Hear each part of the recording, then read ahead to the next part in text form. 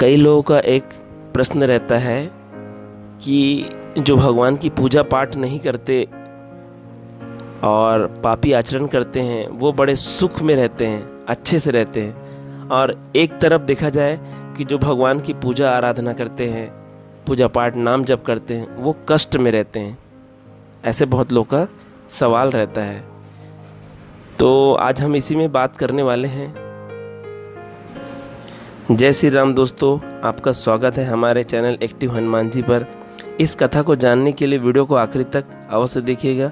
उससे पहले जिन लोगों ने active Hanuman ji YouTube channel को अभी तक सब्सक्राइब नहीं किया है, उनसे विनम्र निवेदन है कि चैनल को सब्सक्राइब करके बेल आइकन दबा दे, जिससे न्यू वीडियो के नोटिफिकेशन लगातार आपको समय समय पर मिलते रहें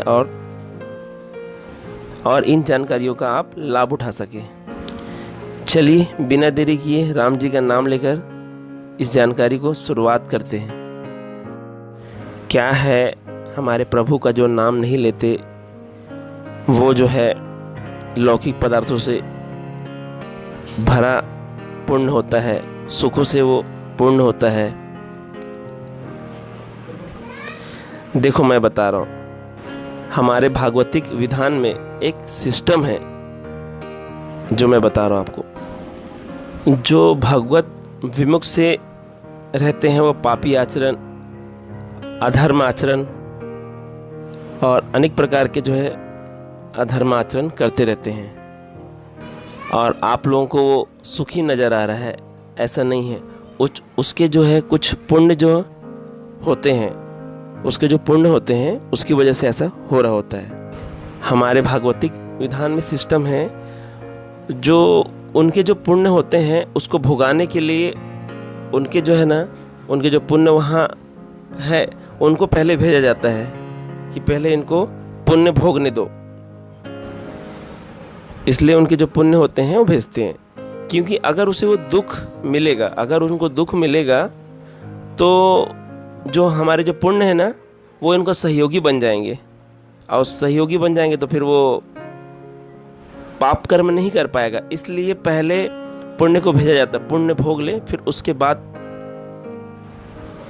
इसीलिए पहले उसके सहयोगी का नाश किया जाता है। पुण्य को पहले भेजो, उसके बाद पाप का बाद में हिसाब करेंगे। अब उसको पुण्य मिल गया तो और पाप आचरण में वो आगे बढ़ रहा है। कोई भगवान नहीं है, कोई भगवान नहीं, किसी भी अहंकार में जी रहा है, सीना तान के चल रहा है, अपने शरीर के बल पे किसी को कुछ नहीं समझता, छोटे बड़े कुछ नहीं, अहंकार में जीता है। इसका मतलब ये नहीं है क्या है उसके सुकृत चल रहे हैं इसलिए उसको जुखाम भी नहीं होगा।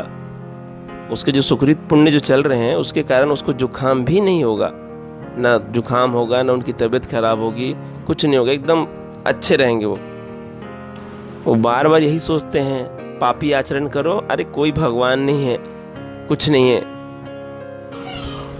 कोई निर्णय नहीं, बस मौज से रहो, खुश रहो, बस अय्यासी करो, यह सब उनके मन में चलते रहता है। जिस दिन उसके सुकृत नष्ट हुए उस दिन उसको मिट्टियाँ मेट होते देखा मैंने देखा, संसार ने देखा कि उसको पानी देने वाला भी नहीं मिलता जैसे उसके सुकृत नष्ट होते हैं। तो शास्त्रों का भी विधान है, शास्त्रों के विधान में लिखा हुआ है कि कैसे पापियों का नष्ट होता है और एक धर्म में चलने वाले लोग की कैसे उनको पुण्य की प्राप्ति मिलती है। एक जो है आपको कहानी बता रहा हूँ। ठाकुर रामबली सिंह थे उनका नाम था। वो आगे पीछे उनके जो है बंदूक लिए और अनेक प्रकार के जो लोग जो हैं उनके साथ में रहते थे, और बड़ा पापी आचरण करता था वो, बड़ा पापी आचरण, किसी को कुछ नहीं समझता था वो, हमेशा मौज में रहता था। और जवानी के अहंकार में वो किसी को भी मतलब कुछ भी बोल देना, बड़े छोटे की इज्जत नहीं करना, बहुत अधर्मी से ज़्यादा वो कार्य करने लगा। तो क्या हुआ, एक दिन एक पंडित जी थे, उन्होंने ज़मीन का अपहरण कर लिया, मतलब छल कपट से अपहरण कर लिया उन्होंने। फिर उसके बाद जो है पंडित जी जो है वहाँ पे आए। वो जिस गांव पे रहता था उस जगह का वो ठाकुर भी था, राजा भी था, तो लंबरदार बोला जाता है, ठाकुर जी लंबरदार बोला जाता है। हाथ जोड़ करके उन्होंने उनसे निवेदन किया कि देखो आपके जो आदमी हैं हमारे ज़मीन को ले लिए हैं और वो दे नहीं रहे करके। तो मैं एक बहुत गरीब ब्राह्मण हूँ, उतने से ही मेरा परिवार पालन पोषण चलता है, आप कृपया करके मेरा ज़मीन वापस करवा दीजिए। ऐसा करके बहुत उन्होंने निवेदन किया और बहुत वो रो रहे थे।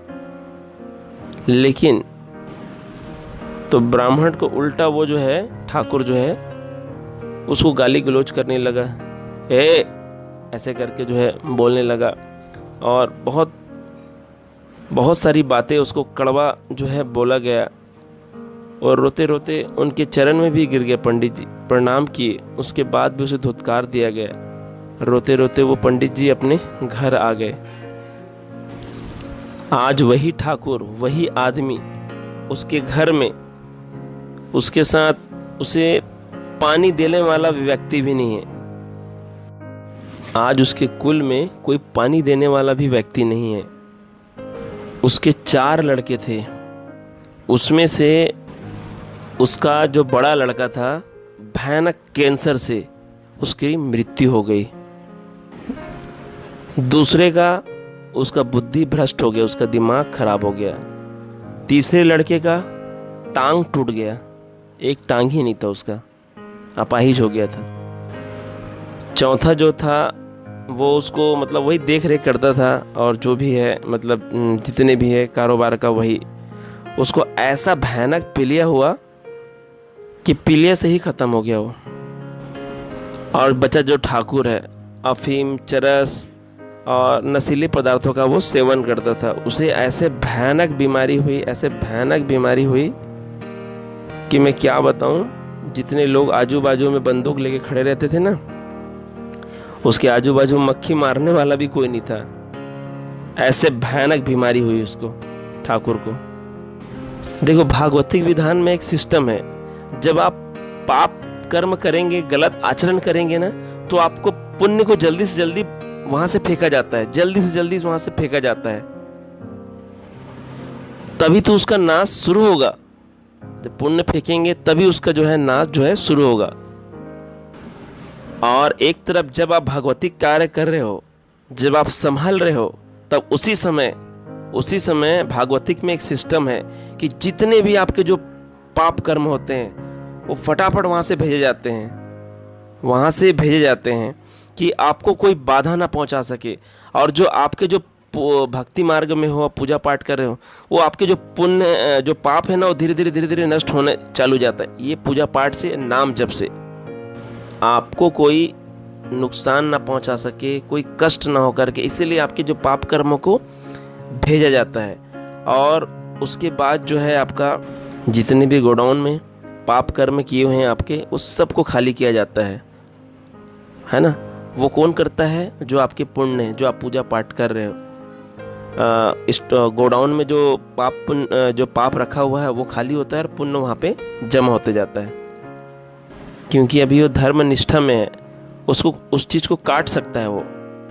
इसीलिए जब आप पूजा पाठ करते हैं, नाम जप करते हैं, तो आपके पापों को भेजा जाता है, जिससे आपको जितना ज़्यादा कष्ट होना चाहिए उतना नहीं कष्ट होता। थोड़ा बहुत कष्ट तो आएगा ही, क्योंकि आपके जो पाप कर्म है उसी का नाश होगा, क्योंकि आप भागवतिक मार्ग में चल रहे हो।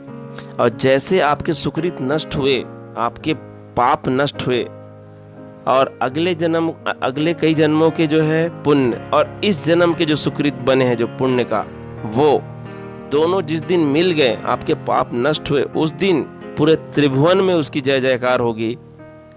और इतने आनंद में रहेगा, इतने खुश में रहेगा ना वो, कि मैं बता नहीं सकता। उसको हर काम में, हर कार्य में कोई पराजय भी नहीं कर पाएगा। हर जगह उसकी जीत होगी, हर जगह उसकी वाह वाह होगी, बड़ाई होगी, प्रशंसा होगी उसकी। और एक तरफ जो पापी आचरण करने वाला होता है उसका एक तरफ नाश हो जाता है। ऐसा नहीं है कि जो भगवान की पूजा आराधना कर रहा है वो संकट और दुख में रहे, और एक अधर्मी आदमी मौज में रहे जो पूजा पाठ वगैरह नहीं करते। ये हमारे भागवतिक सिस्टम में ऐसा नहीं है। आप अपने माइंड से इस चीज़ को निकाल दीजिए, तभी आप भक्ति मार्ग में पूरे विश्वास के साथ जो है, क्योंकि शुरू में ही आपको नाम जप करते हुए और जो भी पूजा पाठ जो भी करते तो उस समय बहुत तकलीफ़, उस समय बहुत दुख और संकट आते ही हैं। उससे आपको निराश और हताश नहीं होना है। नाम को पकड़ना है और बस नाम को आप रटते रहो, नाम जपते रहो।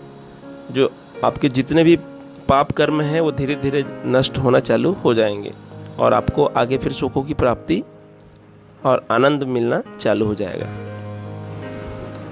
आप जो है इन सब बातों का रहस्य आप तो जान गए होंगे, और जान लो, आप नहीं जाने हो तो रहस्य को जान लो। यही बातें हैं जो मैंने आपको बताई, और जो लोग इस बातों को समझ लेते हैं अच्छी तरह से तो उनका विश्वास प्रबल हो जाता है, विश्वास और 2 गुना बढ़ जाता है। नहीं ऐसा नहीं, ऐसा है करके कभी भी धर्म की जीत होती है।